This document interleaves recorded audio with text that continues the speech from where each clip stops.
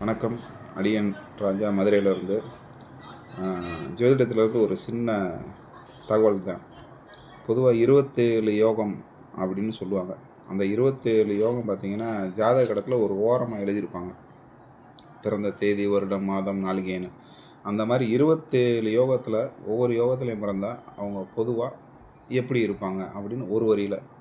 விஸ்கம்பம் அப்படின்ற யோகத்தில் பிறந்தவங்க உறவினர்கிட்ட அன்பாகவும் பாசமாகவும் அவங்க வந்துட்டாலே உபசரிப்பாங்க.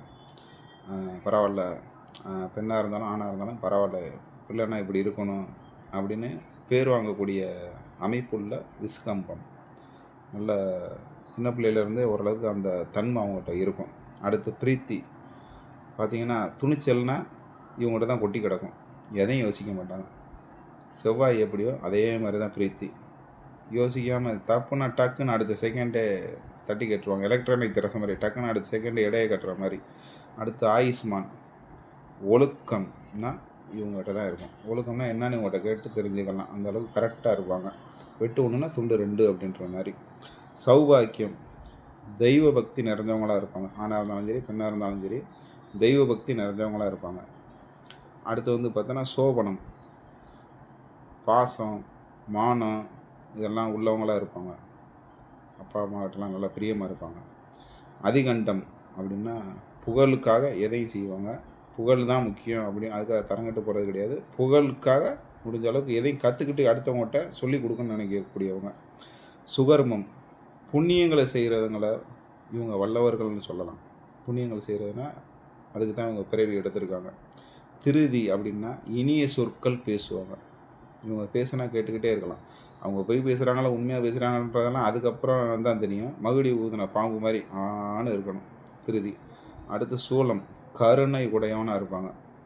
கருணை ஆகா பரவாயில்ல, இவங்ககிட்ட போனால் சாப்பாடு கிடச்சிரும், இவங்ககிட்ட போனால் எது கேட்டாலும் இல்லைன்னு சொல்ல மாட்டாங்கன்ற மாதிரி கருணை இவங்ககிட்ட இருக்கும்.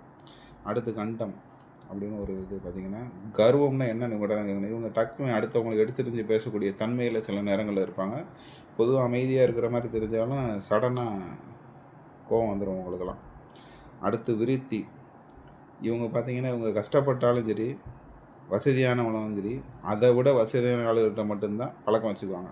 தனக்கு கீழே உள்ள ஆள்கிட்டலாம் கொஞ்சம் தள்ளி போய்க்குவாங்க. இவங்க என்ன வசதியில் இருக்காங்களோ அதை விட வசதியான ஆள்கிட்ட தான் பழக்கம் வச்சுக்குவாங்க. அடுத்து வந்து துருவம், பெரியோர்களிடத்தில் பக்தி. பெரியவங்க ரோட்டில் வயசானவங்க கொஞ்சம் ரோடை கிராஸ் பண்ணுறது நிறைய பேர் பார்த்துருப்போம். எல்லோரும் அவங்க போட்டுக்கு போனாலும் ஒரு சில பேர் மட்டும்தான் ரோடை கிராஸ் பண்ணி விட்றதுன்னா அதெல்லாம் இவங்க தான். அடுத்து வியாகதம், அடிக்கடி வெளியூர் போகிறது, அடிக்கடி வெளியூர் வெளிநாடு செல்வது, சுற்றிக்கிட்டே இருக்கணும். வேலைக்கெல்லாம் போகிறதெல்லாம் 2ஆம் பட்சம். சுற்றுறதுல நல்ல பிரியம் இருக்கும். அதிகமாக கோயில்களும் போக விரும்புவாங்க, மலை பிரதேசம் ட்ராவல் பண்ண விரும்புவாங்க. அடுத்து அர்ச்சனம், அறிவாளினா இவங்க தாங்க. புதன் கெட்டு போயிருந்தால் கூட அர்ச்சன நாம யோகத்தில் பிறந்துட்டா அறிவு இவங்கள்ட்ட கொட்டி கிடக்கும், கரெக்டாக பயன்படுத்திக்குவாங்க. புத்திசாலின்னா இவங்க தான்.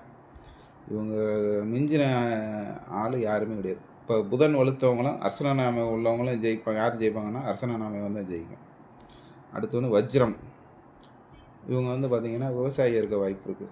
வேளாண் துறையில் இருப்பாங்க. விவசாயம் பண்ணுறதுக்கு டீச்சராக இருப்பாங்க. அந்த மாதிரி வயல் சார்ந்த இடங்களில் தான் இவங்க பிறப்பு வளர்ப்பெல்லாம் இருக்கும். அடுத்து சித்தி, எல்லோருக்கும் நல்லவங்களாக இருப்பாங்க. யாரையும் பகச்சிக்கிறவங்க மாட்டாங்க, நல்லதும் சொல்ல மாட்டாங்க, கெட்டதும் சொல்ல மாட்டாங்க. என்னன்னாலும் வளைஞ்சு கொடுத்துட்டு சரி சரின்ட்டு போயிடுவாங்க. அடுத்து வியாதிபதம், பகை வரை ஒடுக்கிறதுல இவங்க மிகச்சிறிய கிங். இவங்களை பகைச்சிக்கிட்டா அவ்வளோதான்.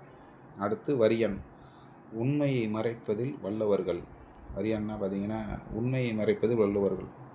நம்ம ஒரு தப்பே பண்ணிட்டாலும் அதை சரி பண்ணுறதுக்கு எவ்வளோ பொய் சொல்லணுமோ அது உண்மை மாதிரியே பேசக்கூடிய திறமை படைத்தவங்க. அடுத்து பரிகம், பிறரை ஏமாற்றுவதில் கில்லாடிகள். இது வந்து பொதுவான பலன் தான். அதுக்காக அவங்க இப்படி பிறந்துட்டாங்கன்னான்றக்காக இப்படி இருக்காது. சில கிரகங்கள் சேர்க்கையெல்லாம் மாறிக்கிறோம். இவங்க இப்படி இருக்கக்கூடிய வாய்ப்புகள் 60% இருக்குது. ஏன்னா இந்த யோகங்கள் அவ்வளோ வேலை செய்யும். கட்டங்கள் சரியில்லைனாலும் யோகங்களை இயக்கிடலாம், அந்த மாதிரி தான். அடுத்து பரிகம், பிறரை ஏமாற்றுவதில் கட்டிக்கணும்னு சொல்லிட்டோம். அடுத்து சிவம், பெற்றோர்கள்ட்ட இவங்க தான் அன்பாக இருப்பாங்க. பெற்றோர்கள்ட்ட இவங்க அன்பாக பண்பாக பாசமாக இருந்துருக்காங்க. அடுத்து சிவம், பெற்றோர்களே இவங்கள்ட்ட நல்லா பார்த்துக்குவாங்க. வயசானவங்கள அந்த அனாதை விடுதி, முதியோர் இல்லம்னு சொல்கிறோம் பார்த்தீங்களா, அதெல்லாம் இவங்க தான். சித்தம், பிறருக்கு அறிவுரை, இவங்க டீச்சராக இருப்பாங்க, டீச்சராக இருக்க வாய்ப்பு இருக்குது. அடுத்து சத்தியம், கலைகளில் வல்லுநராக இருப்பார்கள். நன்றி.